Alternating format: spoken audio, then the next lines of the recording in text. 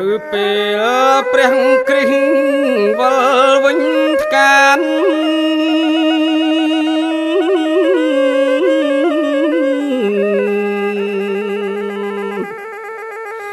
ចាក់សួរវិមានឲ្យមកផែនដី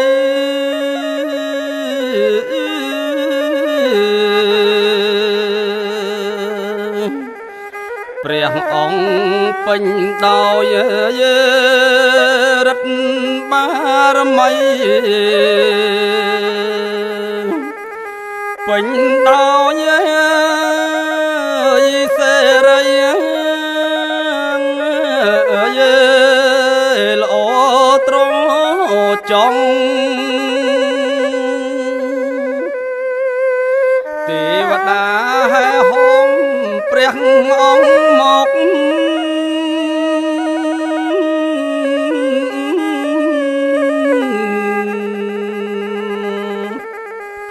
ហោះកាត់ពពកហើយឈ្មោះដំរង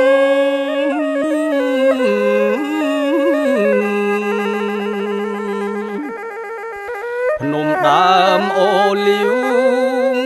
ក្បែរទីក្រុងសាលឹមណាយបាញ់ចង់តាមទុំនាយ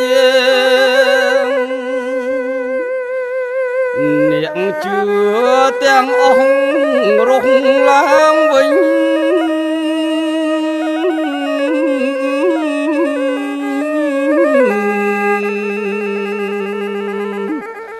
រូបយើងពោពេញដោយរស្មី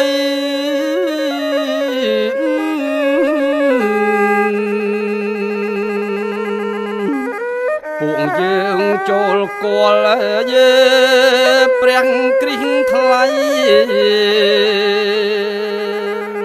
ស្ដេចលើផែនដីឯកអង្គាទ្រង់យាងចូលយេរូសាឡឹម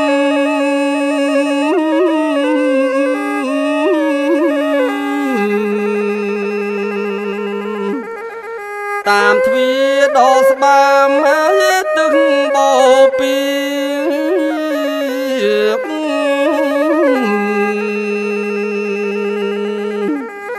តាំងរាជសុចរិតណយេសែនសុខាចម្រើនអង្គចាងយុទ្ធទេធោក្រៃ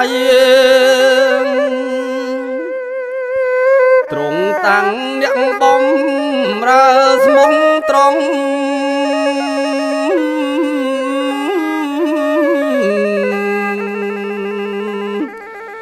ឲ្យជួយព្រះអង្គឲ្យក្រងផែនដី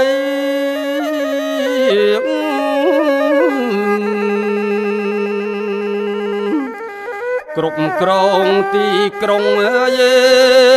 ផងទាំងឡាយដោយចិត្តណារីករាយតាមសមត្ថភាពមនុស្សគ្រប់ជាតិសាសន៍លើផែនដី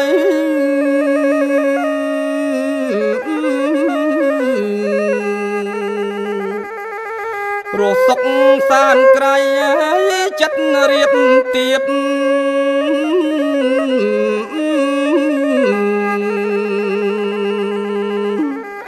រស់ក្នុងវប្បធម៌សន្តិភាព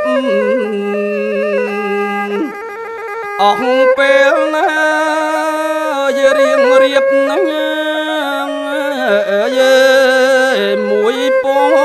1000ឆ្នាំ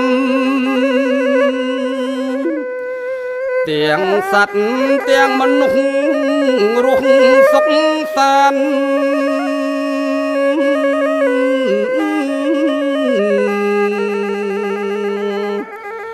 រស់ក្នុងបរិស្ថានល្អប្រចាំ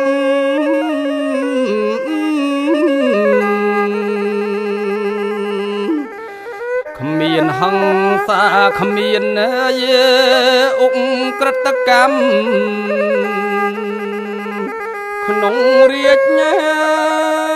ពាន់ឆ្នាំនៃព្រះគ្រីស្ទ